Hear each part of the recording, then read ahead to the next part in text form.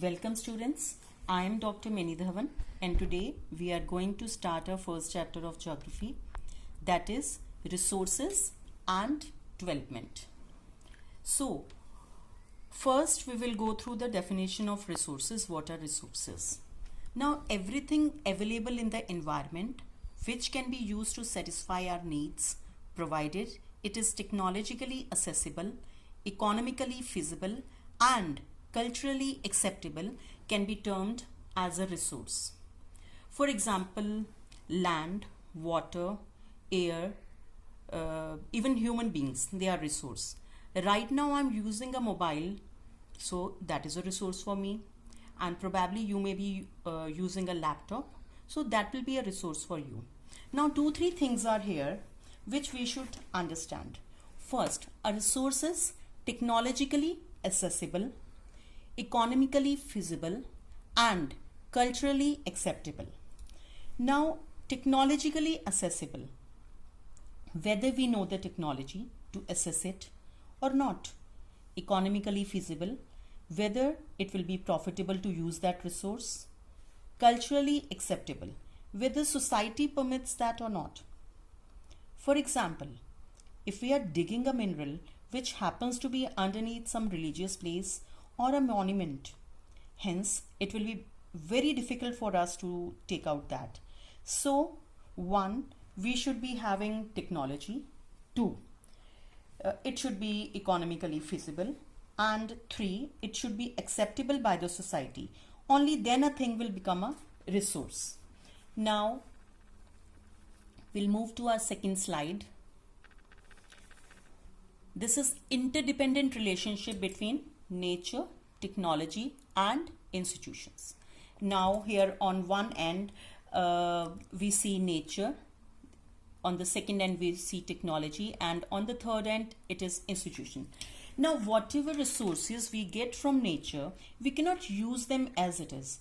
First they need to be processed and made ready to use. Here we need to understand interdependent relationship between nature, technology and institutions.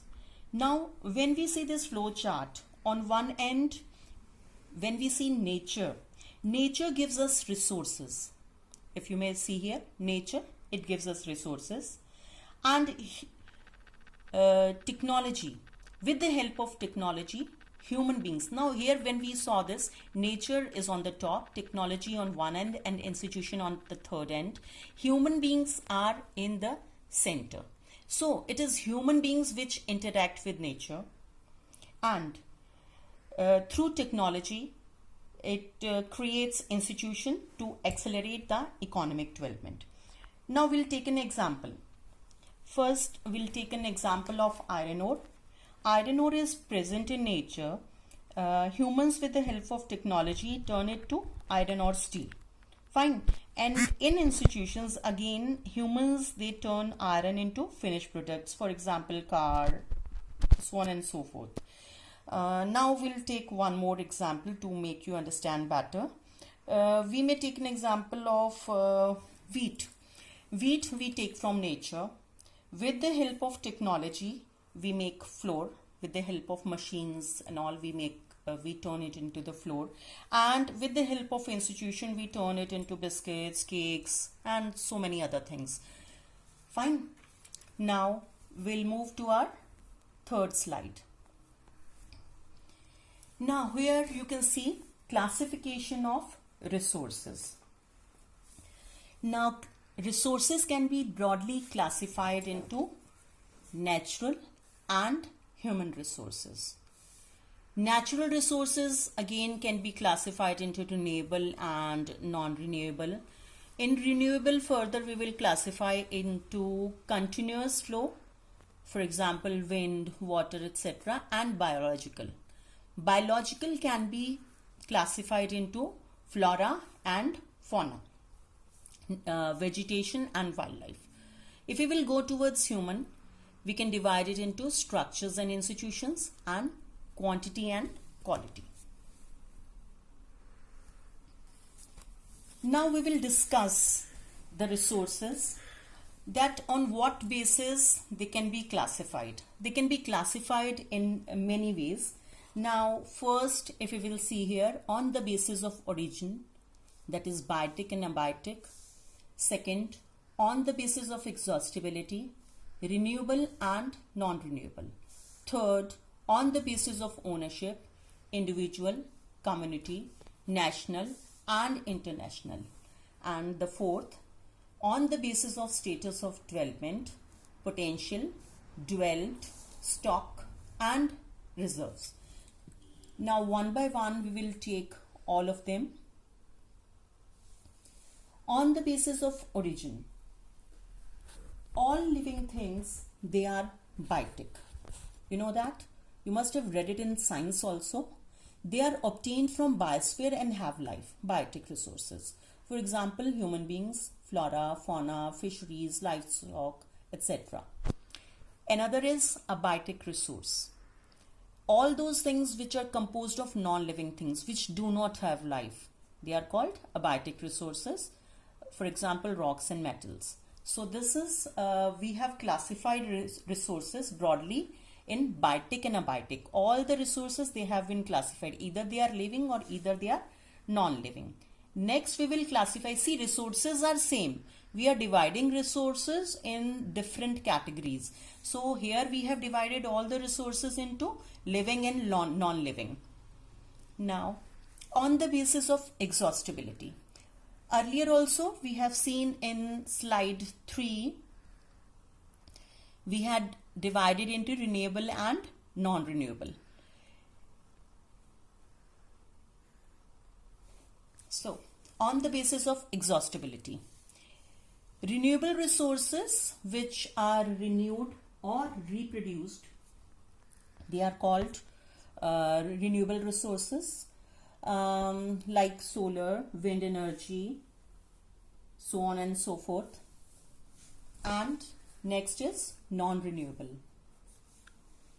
Non-renewable resources, these occur over a very long geological time, very long period of time. Mineral and fossils, fuels, they are example of such resources, and they take a lot of time. They take even million of years to form. So some resources like metals, they are recyclable, and some sources like fossil fuels, they cannot be recycled and they get exhausted after its use. Now we will move to our third slide. Next slide, sorry.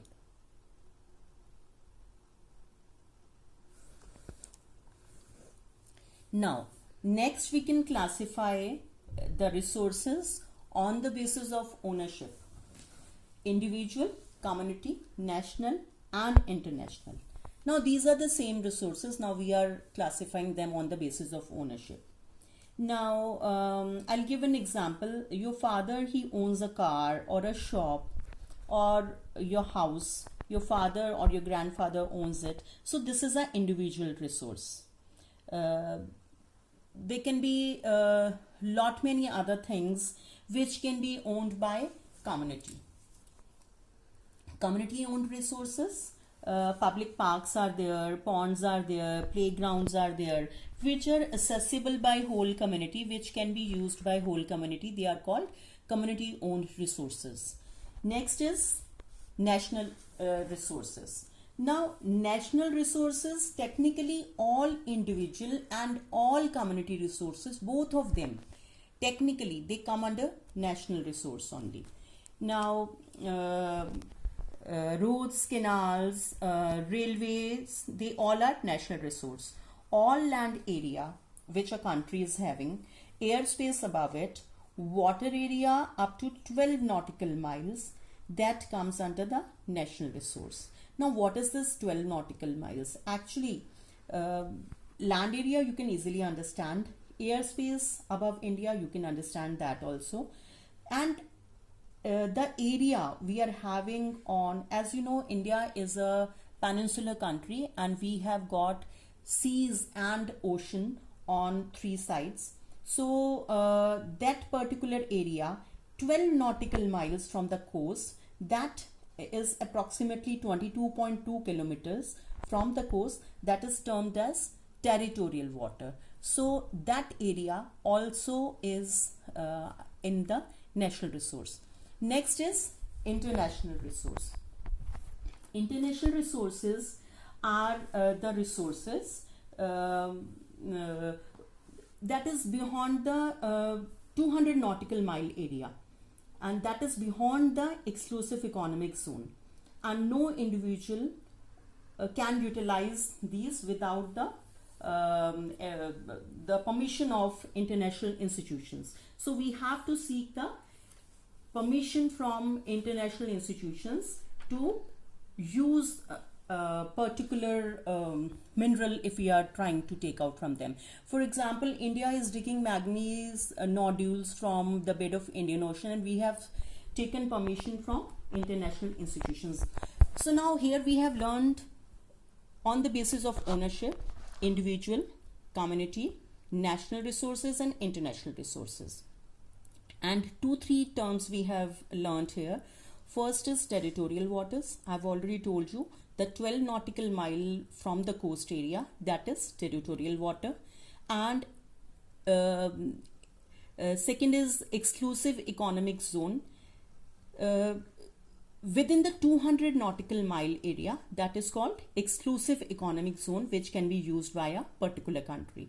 And international water, from if you have to take out something from there, you have to seek permission from international institutions. Fine. Now we'll move to our next slide. Next is on the basis of status of development, that is potential, dwelt, stocks and reserves. Potential resources are the resources which are found in a region but that has not been utilized.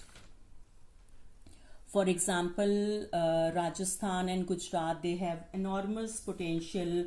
They have very big potential for the development of wind and solar energy, but so far we have not utilized that. India being a tropical country, we can have a lot of solar farms, we can have a lot of wind farms, but still we have not utilized that. Now next is dwelt resources. Resources which we have surveyed, we know their quality, their quantity, and they have been determined for their utilization.